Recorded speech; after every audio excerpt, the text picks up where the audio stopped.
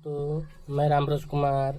आज हम लोग पढ़ेंगे C9 में यूनिट 4 का बहुत ही एक इम्पोर्टेंट क्वेश्चन है जो हमारा 2018 में पूछा है।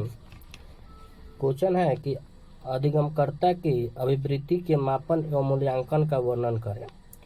तो हम आपको पहले बता दें कि जो अभिवृत्ति होता है इसी को हम लोग मनोवृत्ति भी कहते हैं। अभिवृत्ति को ही हम लोग क्या कहते हैं? मनोवृत्ति कहते हैं। तो आइए इस क्वेश्चन के चर्चा किया जाए। तो हम सबसे पहले क्या करेंगे, प्रस्तावना इसका पढ़ेंगे। उसके बाद अभिवृत्ति का अर्थ, परिभाषा, प्रकार, विशेषता और अभिवृत्ति का मापन की विधियाँ, इस सब का इसमें चर्चा करेंगे आज। चलिए स्टार्ट करते हैं। देखिए, सबसे पहले क्या करेंगे कि अभिवृत्ति व्यक्ति के व्यक्तित्व की वे प्रवृत्तियाँ हैं। पूछेगा कि अभिवृत्ति क्या है, तो अभिवृत्ति व्यक्ति के व्यक्तित्व की वे प्रवृत्तियां हैं जो उसे किसी वस्तु, व्यक्ति आदि के संबंध में किसी विशिष्ट प्रकार के व्यवहार को प्रदर्शित करने का निर्णय लेने के लिए प्रेरित करती है। अब हम लोग जानेंगे कि अभिवृत्ति का अर्थ क्या होता है। देखिए, अभिवृत्ति का अर्थ, अभिवृत्ति व्यक्तित्व का वह गुण है जो व्यक्ति की पसंद या नापसंद को दर्शाता है। अभिवृत्ति को आंग्ल भाषा में क्या कहते हैं? एटीट्यूड कहते हैं। अभिवृत्ति को आंग्ल भाषा में एटीट्यूड कहते हैं। एटीट्यूड शब्द लैटिन भाषा के शब्द अब्टस शब्द से बना है। इसका अर्थ है योग्यता या सुविधा। अभिवृत्ति का संबंध अनुकूल या प्रतिकूल प्रभाव से है। यह एक मानसिक दशा है जो सामाजिक व्यवहार की अभिव्यक्ति करने में विशेष भूमिका प्रस्तुत करती है। अभिवृत्ति को ही कभी कभी मनोवृत्ति के नाम से प्रयोग किया जाता है। जैसे कि आपको शुरू में ही हम आप लोगों को बताए हैं शुरू में ही कि अभिवृत्ति को ही मनोवृत्ति कहा जाता है। कह रहा है यहाँ पर कि अभिवृत्ति को ही कभी कभी मनोवृत्ति के नाम से प्रयोग किया जाता है। ये दोनों ही शब्द एक ही भावनात्मक गुण को प्रदर्शित करते हैं। अभिवृत्ति व्यक्ति के मनोभाव यानी कि फीलिंग तथा विश्वासों यानी कि बिलीव को इंगित करती है। ये बताती है कि व्यक्ति क्या महसूस करता है अथवा उसके पूर्व विश्वास क्या है। अभिवृत्ति से अभिप्राय व्यक्ति के उस दृष्टिकोण से है जिसके कारण वह किन्हीं वस्तुओं, व्यक्तियों, संस्थाओं, परिस्थितियों, योजनाओं आदि के प्रति किसी विशेष प्रकार का व्यवहार करता है। अभिवृत्ति की परिभाषा, अब हम जानेंगे अभिवृत्ति की परिभाषा। तो मनोवैज्ञानिकों ने अभिवृत्ति के शब्द को भिन्न भिन्न ढंग से परिभाषित किया है। सबसे पहला है आलपोर्ट के अनुसार। आलपोर्ट ने अभिवृत्ति की क्या परिभाषा दी है उसके बारे में जानेंगे। तो आलपोर्ट का कहना है कि अभिवृत्ति प्रत्युत्तर देने की वह मानसिक तथा स्नायुविक तत्परताओं से संबंधित अवस्था है जो अनुभव द्वारा संगठित होती है तथा जिसके व्यवहार पर निर्देशनात्मक तथा गत्यात्मक प्रभाव पड़ता है। आलपोर्ट के अनुसार क्या है कि अभिवृत्ति प्रत्युत्तर देने की वह मानसिक तथा स्नायुविक तत्परताओं से संबंधित अवस्था है जो अनुभव द्वारा संगठित होती है तथा जिसके व्यवहार पर निर्देशात्मक तथा गत्यात्मक प्रभाव पड़ता है। आइए दूसरा क्या है, वुडवर्थ के अनुसार अभिवृत्ति या मत रुचि या उद्देश्य की थोड़ी बहुत स्थायी प्रवृत्तियां है जिसमें किसी प्रकार के पूर्व ज्ञान की प्रत्यक्षता और उचित प्रक्रिया की तत्परता निहित है। वुडवर्थ के अनुसार अभिवृत्ति या मत रुचि या उद्देश्य की थोड़ी बहुत अस्थायी प्रवृत्तियां है जिसमें किसी प्रकार के पूर्व ज्ञान की प्रत्यक्षता और उचित प्रक्रिया का तत्परता निहित है। तीसरा परिभाषा है जेम्स डेवर के अनुसार। जेम्स डेवर ने अभिवृत्ति को परिभाषित करते हुए कहा है कि अभिवृत्ति मत रुचि अथवा उद्देश्य की एक लगभग अस्थायी तत्परता या प्रवृत्ति है जिसमें एक विशेष प्रकार के अनुभव की आशा और एक उचित प्रतिक्रिया की तैयारी निहित होती है। आइजनेक के अनुसार सामान्यतः अभिवृत्ति की परिभाषा किसी वस्तु या समूह के संबंध में प्रत्याशात्मक बाह्य उत्तेजनात्माओं में व्यक्ति की स्थिति और प्रत्युत्तर तत्परता के रूप में भी की जाती है। पांचवा है फ्रीमैन के अनुसार अभिवृत्ति की नई परिस्थितियों व्यक्तियों या वस्तुओं के प्रति संगत ढंग से प्रतिक्रिया करने की स्वाभाविक तत्परता है जिसे सीख लिया गया है तथा जो व्यक्ति विशेष के द्वारा प्रतिक्रिया करने का विशिष्ट ढंग बन गया है। अब हम लोग पढ़ेंगे अभिवृत्ति के प्रकार। विशिष्ट अभिवृत्ति, जो अभिवृत्ति किसी व्यक्ति वस्तु घटना विचार तथा संस्था विशेष के प्रति व्यक्त की जाती है विशिष्ट अभिवृत्ति कहलाती है। जैसे एक छात्र में अपने शिक्षक के प्रति जो सम्मान व श्रद्धा का भाव पाया जाता है वह उसकी विशिष्ट अभिवृत्ति कहलाती है। अभिवृत्ति के प्रकार में पहला क्या है? विशिष्ट अभिवृत्ति, जो अभिवृत्ति किसी व्यक्ति वस्तु घटना विचार तथा संस्था विशेष के प्रति व्यक्त की जाती है विशिष्ट अभिवृत्ति कहलाती है। जैसे एक छात्र में अपने शिक्षक के प्रति जो सम्मान व श्रद्धा का भाव पाया जाता है वह उसकी विशिष्ट अभिवृत्ति कहलाती है। दूसरा क्या है अभिवृत्ति के प्रकार में? समान अभिवृत्ति, जो अभिवृत्ति व्यक्ति वस्तु घटना विचार आदि के बारे में समान व सामूहिक रूप से व्यक्त की जाती है वह समान अभिवृत्तियाँ कहलाती है। जैसे घड़ियों के विषय में अभिवृत्तियाँ, राजनीतिक दलों के बारे में दृष्टिकोण या रेल दुर्घटना के प्रति अभिवृत्ति आदि। तीसरा है नकारात्मक अभिवृत्ति, जब हमारा दृष्टिकोण किसी वस्तु घटना या विचार के प्रति सुखद नहीं होता है या उसे पसंद नहीं करते हैं या उसके प्रति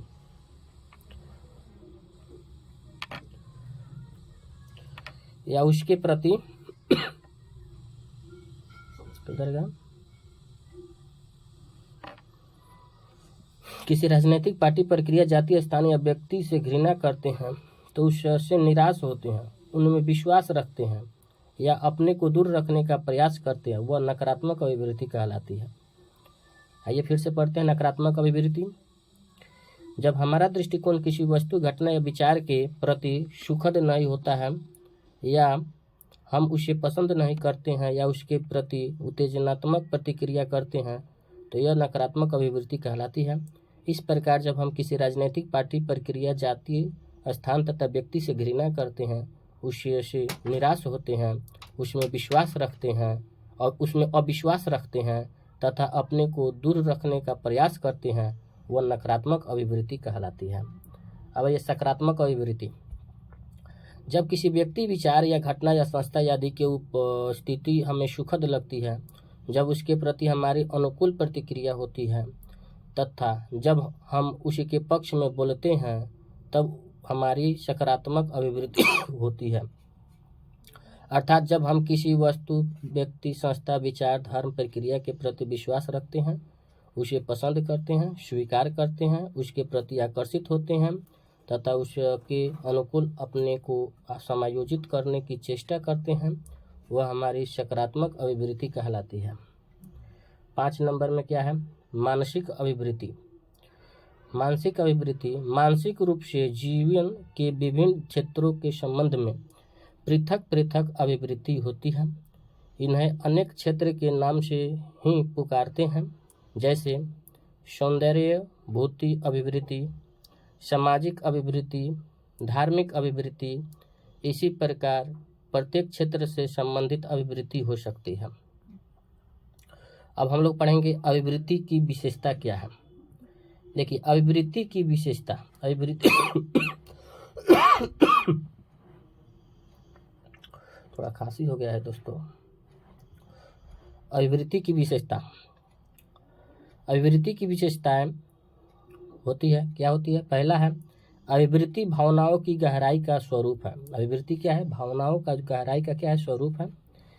अभिवृत्तियों का विकास, दूसरा में है अभिवृत्तियों का विकास सामाजिक संबंधों के कारण होता है। तीसरा है अभिवृत्ति के सामाजिक तथा मानसिक दोनों ही पक्ष होते हैं। चौथा है अभिवृत्ति व्यक्तिगत एवं सामाजिक दोनों ही प्रकार की होती है।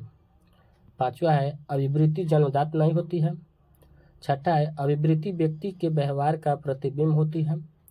7 है अभिवृत्ति का स्वरूप अस्थायी तथा एक स्वरूप होती है। 8वां है अभिवृत्ति सदैव परिवर्तनशील होती है। 9 है अभिवृत्ति सदैव संयोगों तथा भावों से प्रभावित होती है। 10 है अभिवृत्ति का संबंध समस्याओं तथा आवश्यकताओं से होता है। 11 है अभिवृत्ति किसी व्यक्ति, घटना, विचार या वस्तु के प्रति अनुकूल अथवा प्रतिकूल भावना का प्रदर्शन करती है। 12 है अभिवृत्ति का स्वरूप लगभग अस्थायी होता है, किंतु ये अपना रूप बदल भी देता है। अभिवृत्ति को अधिक समय में बदला जा सकता है। 13 है यह अनुभवों के आधार पर अर्जित होती है तथा वस्तुओं, मूल्यों एवं व्यक्तियों के संबंध में सीखी जाती है। 14 है अभिवृत्ति का संबंध व्यक्तित्व के विभिन्न पक्षों, बुद्धि, मानसिक प्रतिभा एवं विचारों से होती है। 15 यह व्यवहार के प्रभावित करती है, अतएव एक व्यक्ति की अभिवृत्तियों का प्रभाव दूसरे व्यक्ति की अभिवृत्तियों पर पड़ता है। अब हम लोग पढ़ेंगे, बहुत ही इंपॉर्टेंट टॉपिक है ये, अभिवृत्ति मापन की विधियाँ। यही पूछा है हमारा 2020 में। अभिवृत्ति मापन की प्रवृत्ति क्या है? देखिए, अभिवृत्ति मापन की प्रविधियों का निर्माण कार्य 1927 में अभिवृत्ति मापन प्रविधियों का निर्माण कार्य 1927 में थरूटन ने युग्म तुलनात्मक प्रविधि से प्रारंभ किया। इसके बाद मो स्टेलर 1951 ने इस विधि का परीक्षण सार्थकता को ज्ञात करने के लिए कई वर्ग का प्रतिपादन किया। 2 वर्ष बाद थरूटन ने चेब के साथ मिलकर समदृष्टि अंतर विधि का विकसित किया। लिकल्ट 1932 ने युग निर्धारण विधि का प्रतिपादन किया। इसके बाद स्फीयर ने 1937 में क्रमबद्ध अंतर विधि की रचना की। गैटमैन 1945 ने अभिवृत्ति मापने की स्केलोग्राम विधि को बाद एडवर्थ तथा किलपैट्रिक 1948 ने भेदबोधक मापनी विधि का निर्माण किया। इस प्रकार समस्त प्रविधियों के आधार पर समय समय पर शिक्षकों, औद्योगिकी प्रबंधकर्ताओं, शिक्षा शास्त्रियों, मनोवैज्ञानिकों आदि के द्वारा विभिन्न अभिवृत्ति मापनी की रचना की जा रही है। लगभग 7 दशक पूर्व ही अभिवृत्ति मापन के लिए प्रविधियाँ विकसित की जा सकी है। इसमें पहले साक्षात्कार एवं अवलोकन की सहायता से ही अभिवृत्ति का मापन किया जाता था। सन 1927 में थर्स्टन ने तुलनात्मक नियम का प्रतिपादन किया। अभिवृत्ति मापन की विधियों को 2 भागों में वर्गीकृत किया गया है। पहला है व्यवहारिक प्रविधियाँ, दूसरा है मनोवैज्ञानिक प्रविधियाँ। पहला है व्यवहारिक प्रविधियाँ। व्यवहारिक विधियों में व्यक्ति के सीधे प्रश्न पूछकर अथवा उसके व्यवहार का प्रत्यक्ष अवलोकन करके उसकी अभिवृत्तियों को जाना जाता है। पहला है इसमें प्रत्यक्ष प्रश्न विधि। व्यवहारिक विधि में पहला है प्रत्यक्ष प्रश्न विधि। प्रत्यक्ष प्रश्न विधि में किसी व्यक्ति, किसी वस्तु, व्यक्ति आदि के प्रति अभिवृत्ति को ज्ञात करने के लिए सीधे प्रश्न पूछे जाते हैं। व्यक्ति के द्वारा दिए गए उत्तरों के आधार पर अभिवृत्ति से संबंधित जानकारी मिल जाती है। इस विधि में अभिवृत्ति का मापन 3 वर्गों में किया जाता है।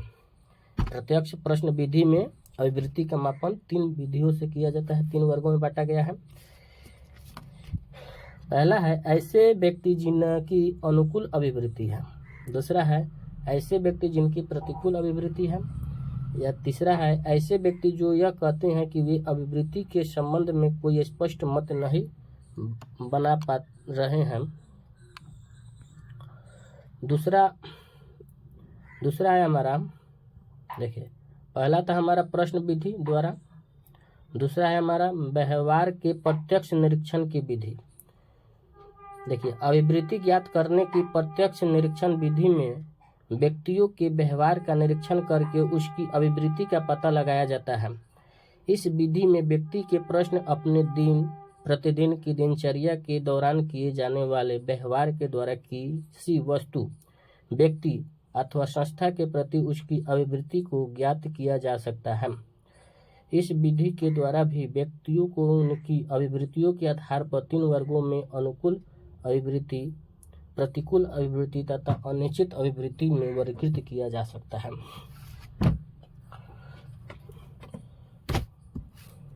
यह विधि प्रत्यक्ष प्रश्न विधि की तुलना में अधिक उपयुक्त विधि है, क्योंकि इसमें व्यक्ति को यह आभास नहीं हो पाता है कि उसकी निरीक्षण हो रहा है, जिसके फलस्वरूप वह वास्तविक व्यवहार का प्रदर्शन कर सके, जिसके आधार पर वह वास्तविक व्यवहार का प्रदर्शन कर देता है। दूसरा है मनोवैज्ञानिक प्रविधियाँ। पहला था प्रश्न प्रविधि था, दूसरा है मनोवैज्ञानिक प्रविधियाँ। जब प्रचलित विधियों में कुछ कमी रह जाती है तो नवीन विधियों का जन्म होता है। इसी प्रकार अभिवृत्ति मापन की व्यवहारिक प्रविधियों की कमी के कारण मनोवैज्ञानिक विधियों ने जन्म लिया। अभिवृत्ति मापन के क्षेत्र में मनोवैज्ञानिक विधियों का प्रयोग किया जा रहा है। तो हमारा मनोवैज्ञानिक प्रविधियाँ में पहला है थरूटन यानी कि युग्म तुलनात्मक विधि। इस विधि का विकास सन 1972 में थरूटन ने किया। थरूटन ने युग्म रूप से कुछ कथनों की सूची तैयार की और छात्रों से प्रत्येक जोड़े में से दिए गए कथनों में से उसकी सहमति किसके साथ है यह जानने का प्रयास किया गया। इस विधि में प्रत्येक कथन को किसी अन्य कथनों के साथ उसको जोड़कर युग्म तैयार किया गया। साथ ही समस्त जोड़ों के संबंध में उनकी सहमति या असहमति पूछी जाती है। इस प्रकार इस विधि में व्यक्त की गई एक ही समय में दो कथनों के जोड़े के रूप में विभिन्न मिश्रणों के साथ तुलना करनी होती है तथा व्यक्ति के दोनों कथनों का प्रति अपना निर्णय देना होता है। अतः अभिवृत्ति मापन की यह श्रेष्ठ विधि है।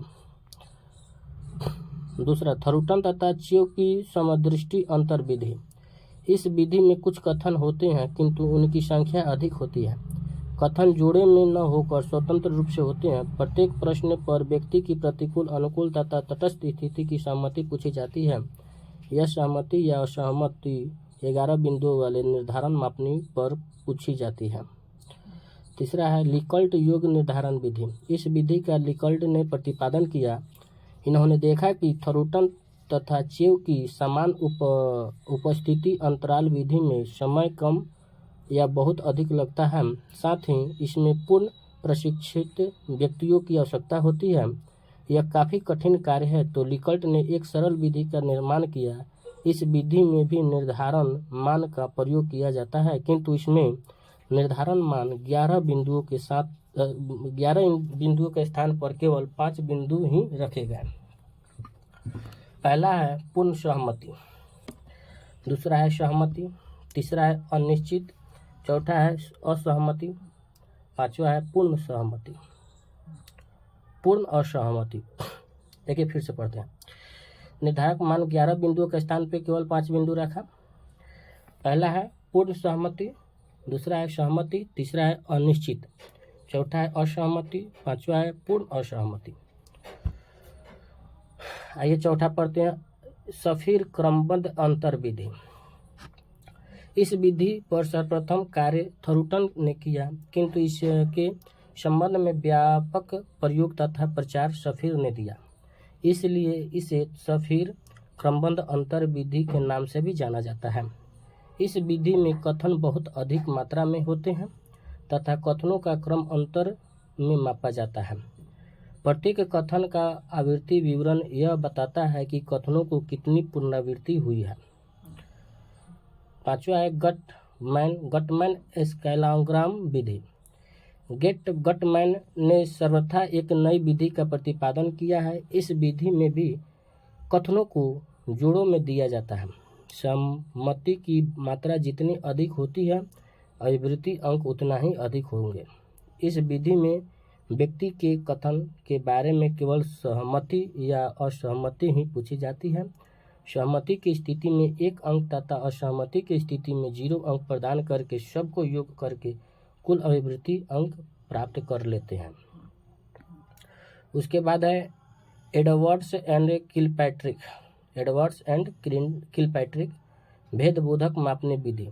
इस विधि का सन 1948 में एडवर्ड तथा किलपैट्रिक ने प्रतिपादन किया। यह विधि भौतिक विधि नहीं है, वरन इनमें उपलब्ध समान विधियों को मिलाकर एक नया रूप प्रस्तुत किया है।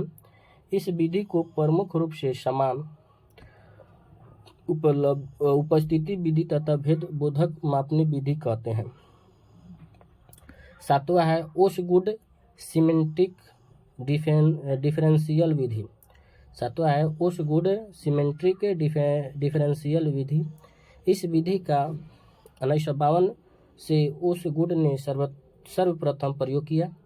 यह स्कूल स्वीकार करके चलता है कि एक ही मनोवैज्ञानिक पदार्थों के प्रति विभिन्न व्यक्तियों की विभिन्न धारणा होती है।